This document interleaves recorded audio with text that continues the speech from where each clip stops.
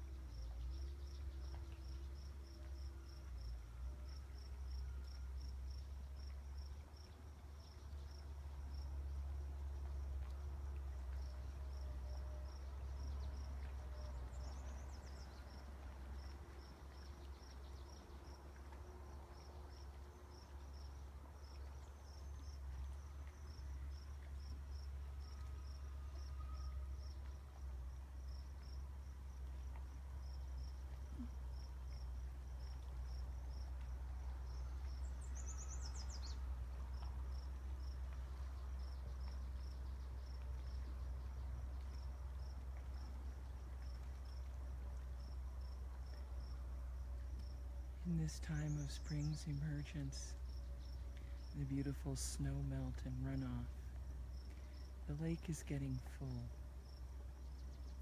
It's not all the way up to where it can get, but it's getting close. Usually by the end of May, it's filled to the tippy top.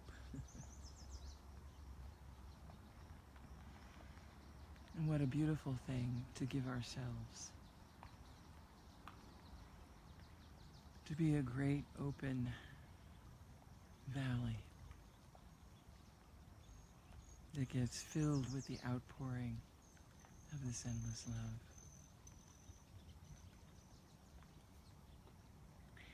And in the overflowing, share it forth.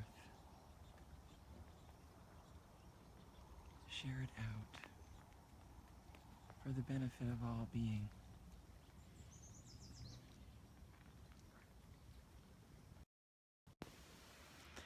That's the simplicity of how we're meant to live.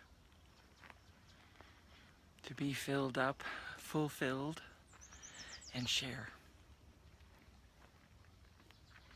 And it's nothing that we do other than just what I suggested at the beginning of the meditation. Get open, empty out, release all of this stuff that's going on.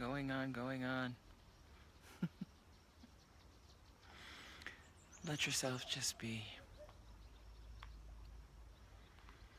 And be employed by this to be an outlet for its glory, for its sweetness, for its joy, for its peace, for all that it is, the multifaceted, multidimensional aliveness that we are. There is another of the mistaken misunderstandings that we operate out of in our separation mortal consciousness of scarcity. And that is all around the notion of employment. So the belief out there is we have to work to make a living. We have to work hard and we have to go into debt because we can't afford the stuff that we need. And so then we have to work hard.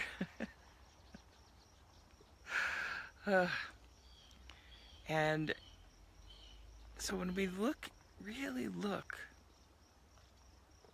What is employment? Who is the employer? What is being employed? And for what purpose? To make money? What if none of that is true? What if we're not here to earn a living? If we wipe those notions out, just for a while, you can pick them up again later. But just for now, if we wipe the notions out that there's somebody here doing something in order to pay to live. Really, if you look at it, you're trying to figure out how to get money so you can live. Boy, of all the things we've invented, isn't that one of the craziest? There's nothing wrong with money. That's not the issue. Money flows just fine. It's a currency of love. It's an expression of appreciation for receiving something that is valuable. You know, it's our electricity, a place to live in, a car to drive, you know, the things that we need. Sure, it's great. What does employment have to do with all of that? So if this that we are, this creative, dynamic aliveness that is expressing itself purposefully in this dimension to bring forth, to experience a playground of infinite diversity, in infinite variations, all within the wholeness of one being, one life, one heart, and one infinite supply.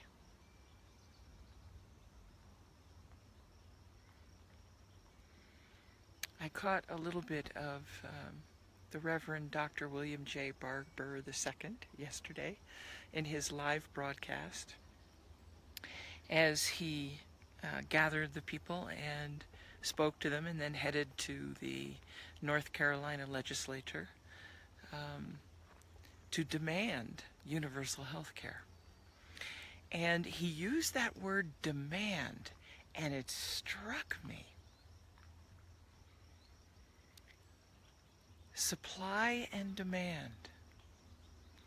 Now, the way that we think about that in this world is, oh, I have something that supplies a need. There is a demand for it. And so therefore I'm in business, right? But what about being about the business of isness? Or as Jesus said, I am about my Father's business. And it doesn't matter if you're meant to be here as a rabbi or a priest or a spiritual teacher or a guru or any of that stuff. It doesn't matter. What matters is that you believe that what you're doing contributes, whatever it is.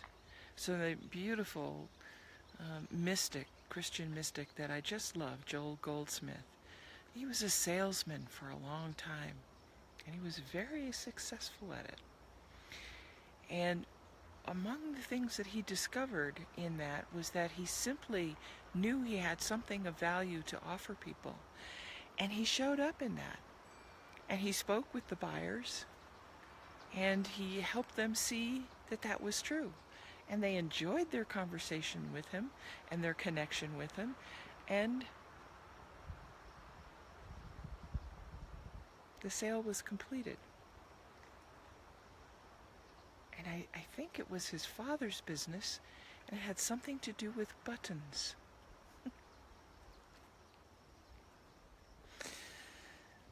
How wonderful. Buttons were needed. Buttons were supplied. They were good buttons.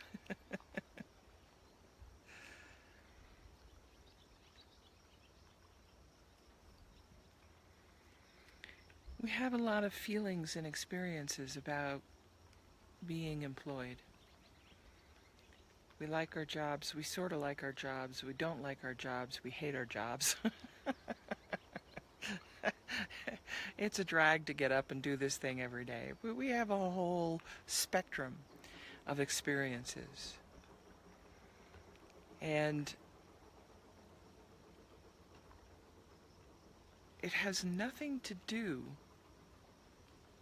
usually, because we wouldn't be suffering if there weren't some separation.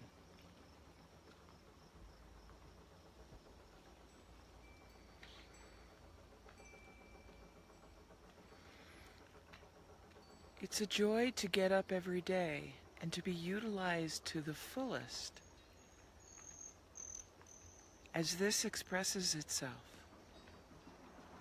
everywhere. Everywhere I'm given to go with whomever I'm here to speak with or have contact with in whatever way. And opening into the recognition that not only are we already this light and we don't have to work to get enlightened, but the heaven is already on earth. So we're parting the veils, we're getting the clouds out of our eyes, it's like we don't have to make that happen either.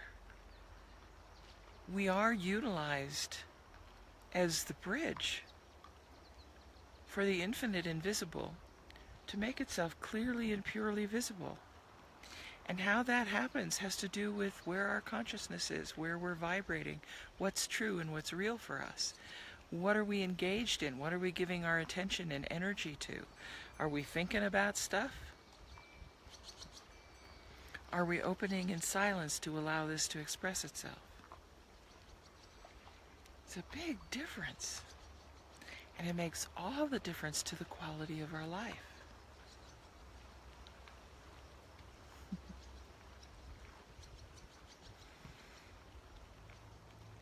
So I encourage this inquiry.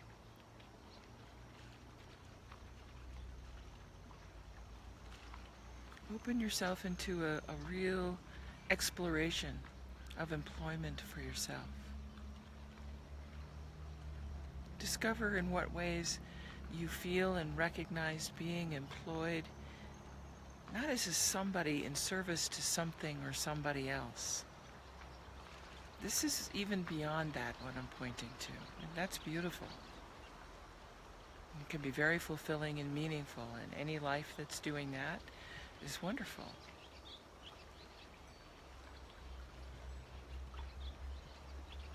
But recognizing that there is no one in selflessness who is employed. The presence is the employer and is employing itself and these forms that it has brought forth out of the infinite invisible to express itself, to experience itself as us, as these unique, crazy, wild individualizations.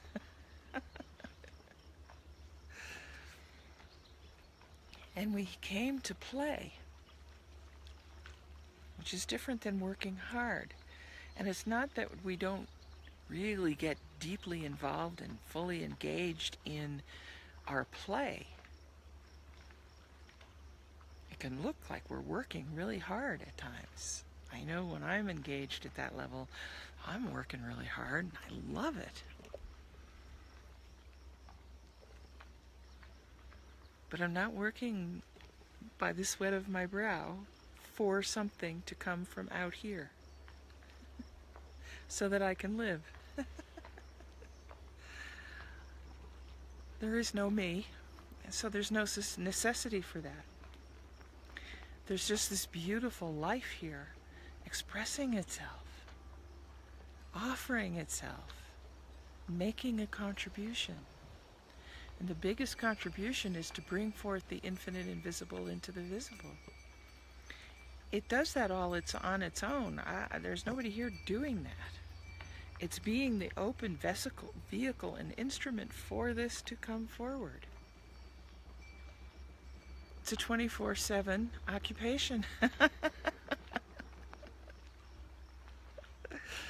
And it's the most fun I've had in my life.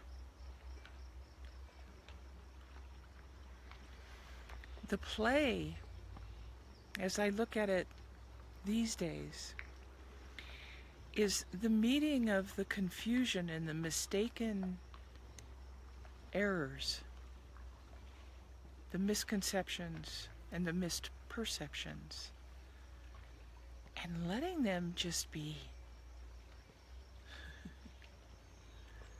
penetrated by the truth, by this love, so that they disappear and the real is revealed. And may the real be with you. May peace come alive in you. May the beauty of being this that only is uplift you and all that you love, that we might all live in a world of peace and plenty.